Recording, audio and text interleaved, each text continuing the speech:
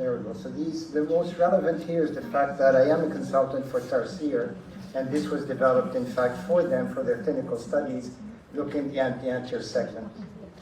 So I'm going over how we developed a visual grading scale instead of using just the Sun criteria, and then also its application in a clinical study, a phase 3 study, where the investigators were being on a regular basis retested with regards to their use of this particular scale.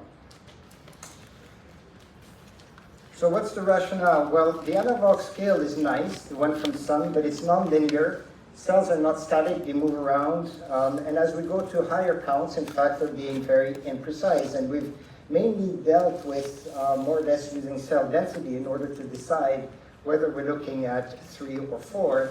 And the inter-observer variation is in fact quite high. The consistency is plus minus 1 grade, so it means between 1 and 3. So in other words, in clinical studies, you need to get down to 0 to have any significance. So why not create a visual scale? And the visual scale essentially is computer generated. It shows you more or less an anterior cornea. It shows you the anterior surface of the lens, and you distribute the number of cells within that space. And what you're now looking at is more density rather than trying to count the cells. And that's, in fact, the important distinction. Also, instead of having a non-linear scale, it was converted into a linear scale so that you always increase by a factor of 3. And in terms of validation, these were shown to uveitis experts, in fact, at an IOIS meeting a few years ago. They were essentially asked to either grade using the Sun criteria or otherwise using the visual scale. And the results are as follows, is that, in fact, there's a lot better consistency in terms of the true scale versus the grade that was given by the observer if we're using the, I'm not sure I can project this here, but anyway, the scale on the right versus what we see by using the Sun criteria. And so it gives us a better correlation. There is more consistency between inter-observers. And so now the question is how does it do, at least in the analysis of the physicians that are using the scale, how does it do in the real world? And so this was done by looking at a phase 3 clinical trial in anterior uveitis. The specific drug they're using should be able to reduce the inflammation as well as not cause any pressure increase. And so there were 30 sites in the US, 79 investigators. It's the phase 3 study. They were given specific instructions on how to use this particular scale when looking at patients, and they were graded essentially in the same way that I've shown you. They would have to use these cards, and for those interested, there are some by the registration desk that you're welcome to use, as it is also useful in the clinical practice.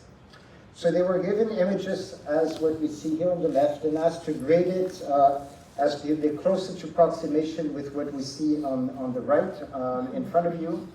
They had to have a passing grade that was about over 80% in order to be able to be certified, and they were recertified about every 3 months. So in total, they were evaluated more than 800 times. So these are the results. This is the grading for all of the investigators over the period of time, over the course of the study. Most people started off with a grade of about 89 and were able to maintain it.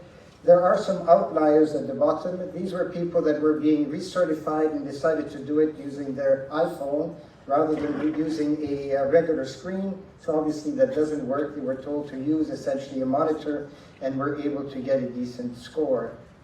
Now, if we look at on the retake, there's always been an improvement, so they were able to get to a high score if they really paid more attention. And if we look over time, what happens is that you also see that with each recertification every 3 months, there's an overall improvement in results, and you do reach a plateau at some point, which is quite high. Now, when we created this scale, we stayed at 3 or 4 as being the highest grade, and in fact, you can see here that at least 94% of investigators had some difficulty in doing the grade 3 or 4 because it is a little bit more difficult. But even in this setting, you can quickly reach a plateau so that with retraining, you improve your overall score. And overall, you also see here that if you progress over time, you get a better score closer to the upper limit. With regards to training areas, I mean, Europe does train physicians a little bit different than in the US. There's really no major difference in terms of outcomes with this particular training system, this scoring system. There's also no difference between a person with a lot of experience in uveitis versus somebody who's a non-uveitis specialist in the use of the scoring. So in conclusion, we have a highly consistent scoring system using this approach with over 80% with a good grade consistency. Compared to some, you get where we have plus minus 1 grade. Here you have better discriminatory power.